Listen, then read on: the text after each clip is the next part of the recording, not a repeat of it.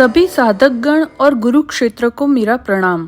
आज गीता जी ने एक बहुत ही सुंदर सा प्रश्न पूछा है। क्या मूल ज्ञान लेने के बाद साधक उसकी मिठास में रह सकता है? फिर क्या उसे ज्ञान दीक्षा में रहना जरूरी है, यानी विस्तृत ज्ञान लेना जरूरी है?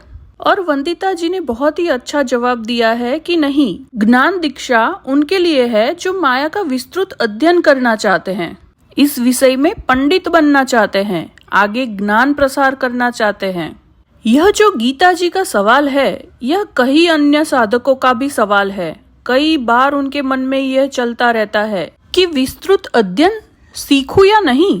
यह ऐसा है कि एक बच्चा जो स्कूल जा रहा है, सिर्फ 1 या 2 वर्ष में पढ़ना लिखना सीख जाता है, और जब वह पढ़ना लिखना सीख जाता है तो किसी भी बात को पूछना नहीं पड़ता है उसको। वह स्वयं से ही जो उसे जानना होता है वो सुन सकता है, पढ़ सकता है और समझ सकता है।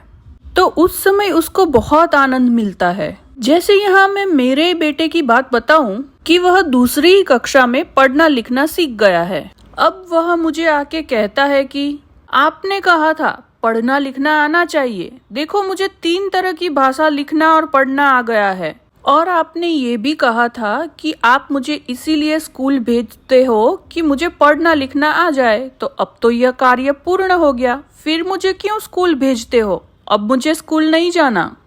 उसकी बात बिल्कुल तार्किक है। जो उद्देश्य था वह तो पूर्ण हो गया है। जैसे आपका उद्देश्य मूल ज्ञान प्राप्त करना था, वह तो पूर्ण हो गया है। फिर भी हम सामाजिक दबाव और मान्यताओं के कारण पढ़ाई करते रहते हैं, जबकि आगे की पढ़ाई का कोई उपयोग नहीं होता है। यहाँ पे सुनने वाले कई साधक, मानो 70 से 80% साधक जो होंगे, जिन्होंने पढ़ाई की होगी पर उस पढ़ाई का उपयोग आगे चल के जीवन में नहीं किया है। उसी तरह से माया का विस्तृत अध्ययन इतना उपयोगी नहीं है। पर यहाँ प्रश्न यह है कि क्या आप सच में संतुष्ट है कि मैं दृष्टा मात्र हूँ, मुझे कोई भी लेना देना नहीं है यहाँ पे जो भी हो रहा है? यह माया क्या है, माया क्यों है, माया के क्या नियम है, यह किस तरह कार्य करती है, कैसे इन नियमों से पार चला जाऊं? अगर इस तरह के प्रश्न नहीं है तो बहुत ही अच्छा है। तो आप पहले से ही साक्षी भाव में स्थिर हो गए हैं। और यदि बार बार मन में किसी भी प्रकार के प्रश्न उठ रहे हैं, या कोई जो प्रश्न पूछता है उसको सुन के ऐसा लगता है कि यह तो मुझे समझ में नहीं आया, या तो जो उत्तर देते हैं उनको सुन के लगता है कि कितने सुंदर और पूर्ण उत्तर है, तो आपकी जो भी जिज्ञासा बची है उसे ज्ञान दीक्षा कार्यक्रम पूरी तरह से शांत कर देगा। मानो वहाँ हर एक सवाल का जवाब है, वहाँ ज्ञान का भंडार है। ज्ञान दीक्षा कार्यक्रम करने के बाद आपको किसी भी तरह के सवाल नहीं आएंगे, उल्टा किसी और के सवाल को आप सुलझा पाएंगे।